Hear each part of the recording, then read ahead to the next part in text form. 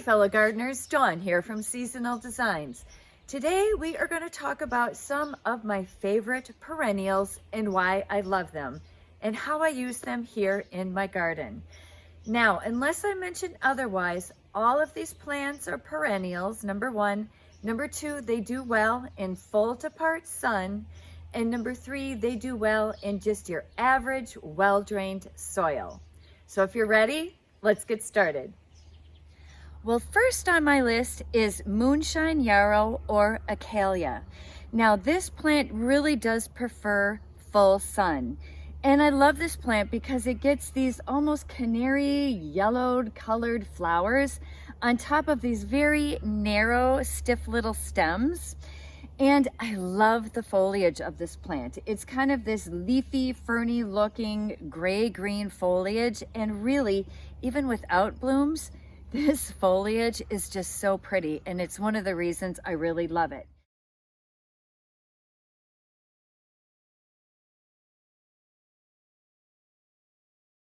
Now this is hardy in zones 3 to 9, and it is going to get probably 18 to 24 inches tall with a spread of 12 to 18 inches. And it is going to bloom for me usually June through July. Pollinators love these plants, but the deer do not, which is always a plus in my garden. Now, if all of that isn't enough for you to love, let me show you how well it mingles with others.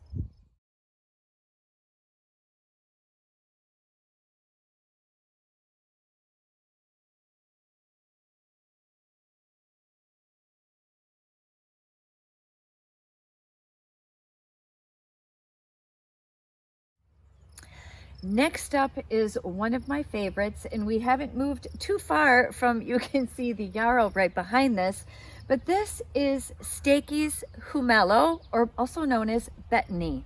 Now, I absolutely love this plant. It gets these really deep veined green leaves on it, and then it produces these tall, skinny little spikes, and on top of it is this beautiful kind of rosy lavender colored flower. And I think this plant is very, very striking.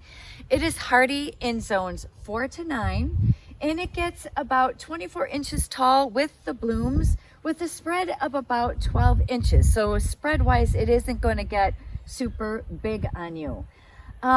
Bees love it. I have not had any problem with deer. And the butterflies also love this plant, but look at how well it pairs with this yarrow. I just love this combination right here so very much. So I'm just going to give you a close-up of the leaves of what I'm talking about because I just like them so much. And then this tall, very slender stem all the way up to those beautiful pink flowers. Now, one thing I will tell you is if you don't want them to reseed, you should come in and cut these spent flower stalks off because this will tend to reseed on you. Right behind me is another one of my favorite plants. This is Salvia Namoroso Wesuwe, also known as Wesuwe sage. Now, this plant gets very dense, upright, and just an exceptional number of purple spiked flowers on top of it. It is vibrant, it is beautiful. And this plant you see behind me has already been sheared back. So the beauty of this particular plant is that you can shear it and it will rebloom. I just sheared this thing back literally 2 days ago, and I just came out here to talk about it, and I'm like, oh my goodness, look at all of the new blooms, and there's tons of new buds coming. So this is going to put on just an amazing second show for me. This blooms for me really all of June, all of July, and all of August. Now this plant is hardy in zones 3 to 8. I would say it gets about 30 inches tall, but it has a pretty good spread, like up to 40 inches. It is just a wonderful plant. I love it because it just has this beautiful, beautiful pop of color. Now, when it is done blooming and before you shear it, it also has very colorful calyxes or spent bloom stalks.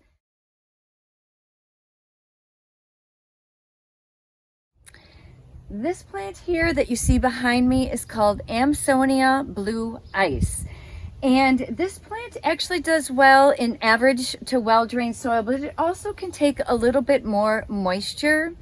I love this plant because it has kind of these graceful, kind of green, almost willow looking leaves on it.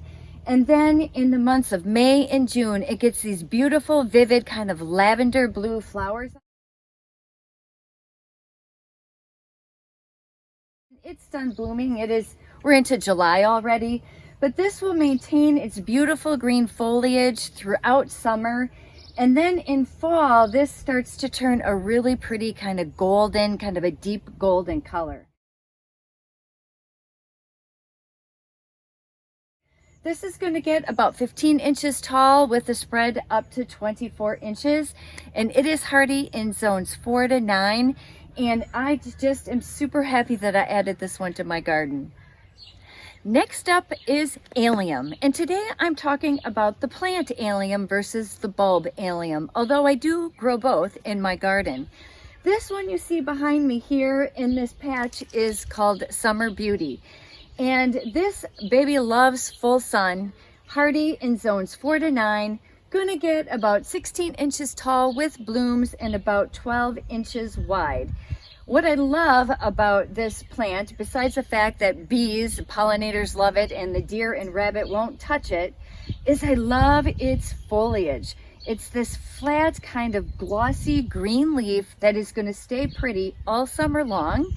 And then it shoots up just this mass of stiff little stems with these beautiful kind of rosy lavender kind of rosettes in a perfect ball shape almost right on top of the plant.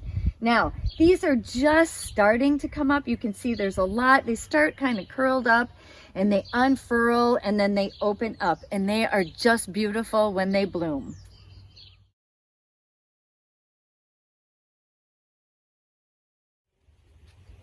Next up is Echinacea, and I grow a couple of different varieties both in my garden and my prairie. Echinacea is hardy typically in zones 4 to 9, and it blooms most of the time July through even September. And this variety that you see here in front of me is called Pixie Meadow Bright.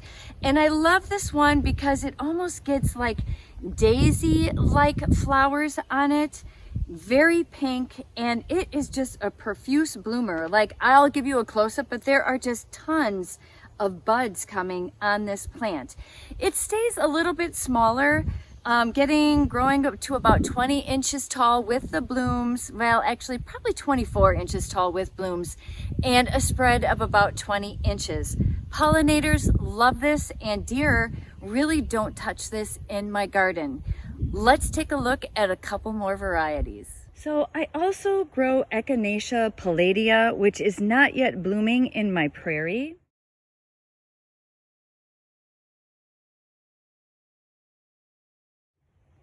It is also known as a pale purple coneflower, but I also grow this Echinacea purpurea, and this is the one that you're looking at here. Now this one really gets part sun, so it is just starting to open, but this plant really is a much taller variety. This grows to at least 3 feet tall in my garden, and this one really is tough as nails. It's super reliable, drought resistant, always there, can always depend on it. So I also grow Nepeta in my garden. Nepeta as a whole is a very long-lived, very reliable perennial that grows well in full sun and average well-drained soil. It is part of the mint family, and it produces these very aromatic kind of gray-green foliage, and then it throws up spikes of different colors of like lavender, blue, pinks, whites. And it is a long blooming perennial, typically blooms from like spring to fall, and it is hardy in zones 3 to 8. Now size-wise is going to vary a little bit depending on the variety. I grow 3 varieties in my garden. I grow Miss Trudy,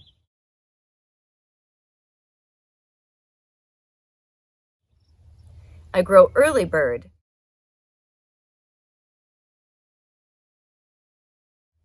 and I grow cat's pajamas. And cat's pajamas is what you see around me right now.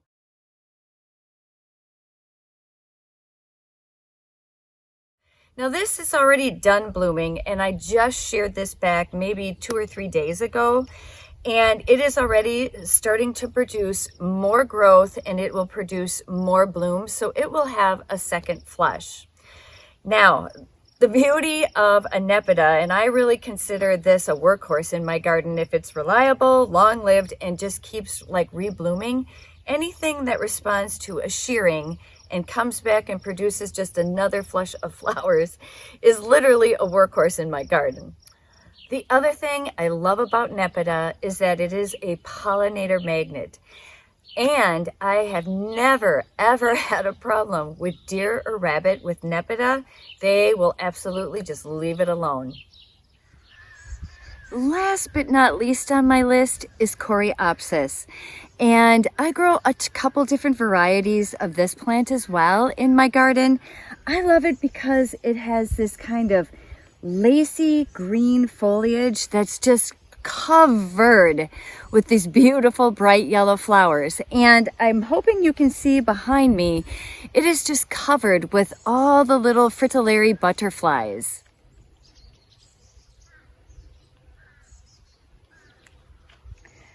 This variety here, one of my favorites, is called Golden Showers.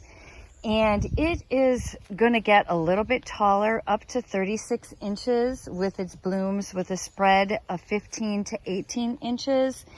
Love it. Loves rich, kind of well-drained soil. This plant blooms July through September. It just keeps on keeping on. And I love the little butterflies. Bees love it. I mean, this is just a huge pollinator plant here in my garden, which is one of the reasons that I love it. I also love it that because, you know, it looks delicate, but it's actually a pretty hardy little plant. I also grow 2 other varieties. And this one here I've had in my yard for quite a while. You can see it can take full to part sun quite well. This one here is Zagreb, and this is going to be a shorter variety. It gets about 18 inches tall and about the same for its spread, but it has the same beautiful little flowers on top of that beautiful kind of ferny lace-like foliage.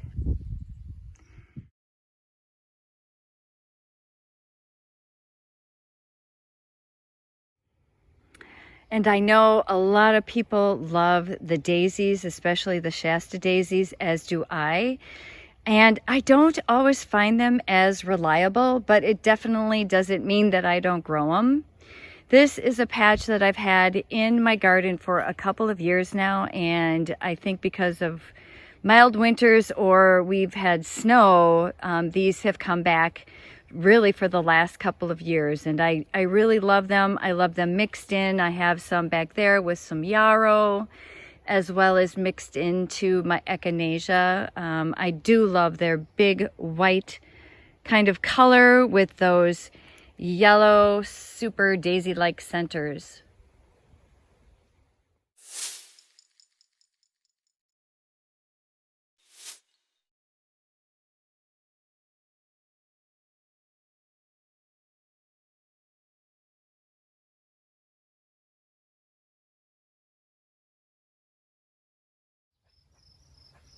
Well, you know, sometimes it is really hard to pick like favorite perennials.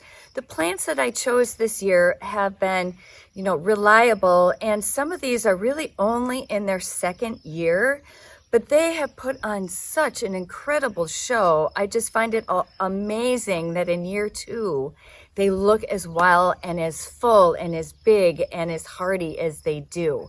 And now I'm talking about the Stakeys and the Yarrow and the Salvia and some of that Nepeta have just performed so well in my garden. And let's face it, anything that's a pollinator magnet is high on my list. Anything that's deer and rabbit resistant is high on my list. And anything that you can just come in and shear back and it's going to put on new growth and new blooms, high on my list. So anyways, I hope that you guys found this video helpful. I hope you try some of these in your garden. And if you do grow them, I would love to hear from you in the comment section on how they do in your garden. I want to thank you guys for being here, and we'll see you in the next one. Bye-bye.